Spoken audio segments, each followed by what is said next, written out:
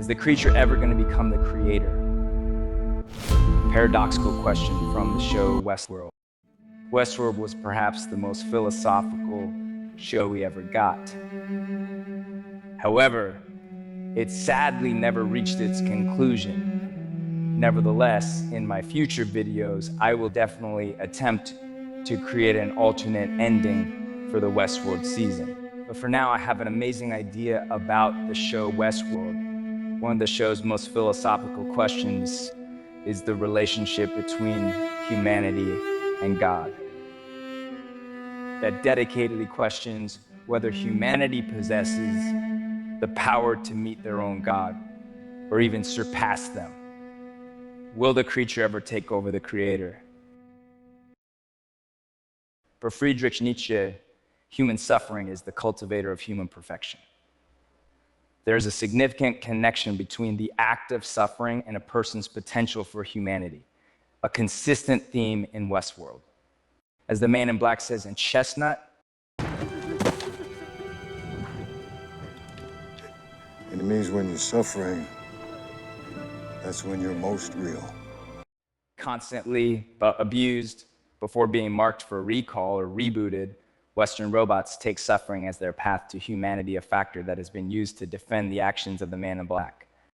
So basically, in their struggle and constant suffering to gain consciousness and regain their memories, the robots achieve a significant, unique aspect of humanity quite different from the apparent humanity of humans in the series. One of Westworld's main characters, Dolores Abernathy, is a host who, like all other hosts, serves the terrifying whims of the park's hedonistic guests. Her own story continues, as with the other hosts, on an uninterrupted loop every day, ending with the brutal murder of her entire family. Dolores, like Maeve, is constantly suffering both in her pursuit of consciousness and in her ongoing storylines. Compared to Maeve, Dolores is naive, innocent, and more hopeful about her situation. And compared to Maeve's bold and more pragmatic personality, Dolores has a rather fanciful view of the world. As she comments in the first episode of the original, "This world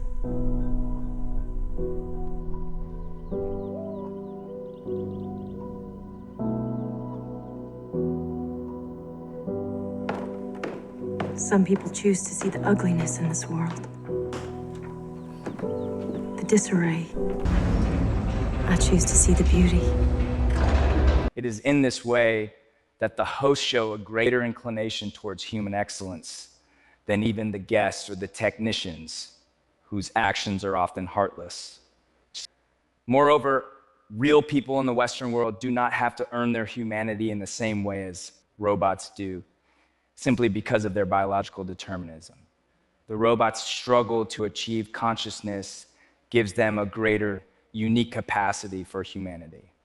Theirs is a human being won by struggle, and thus means more than biological humanity. That's not to say that host events are uniformly excellent, conferred in the Aristotelian or Nietzschean sense. In the last episode of the first season, the hosts are actually capable of killing people.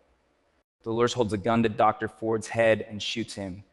Yet, unlike Action's guest murders, where the murders are technically meaningless, the act of the host killing the human guest potentially signals their release from their programmed state.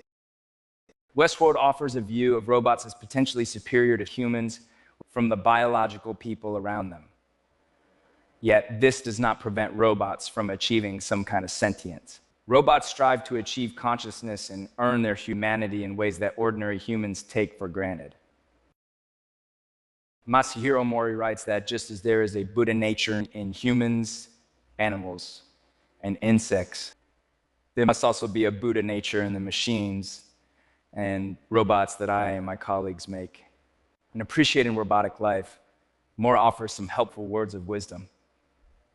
The first point in seeking Buddha nature is to stop valuing only what we find appropriate and denigrating what does not suit us. Until we embrace a broader sense of values, we will not be able to see that the Buddha nature is present in all things.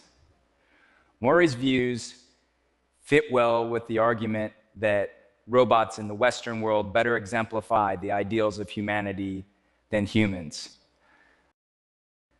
Like Aristotle, who finds greatness in those who behave accordingly, Mori writes, instead we find in people who are good to us, but not in those who treat us badly.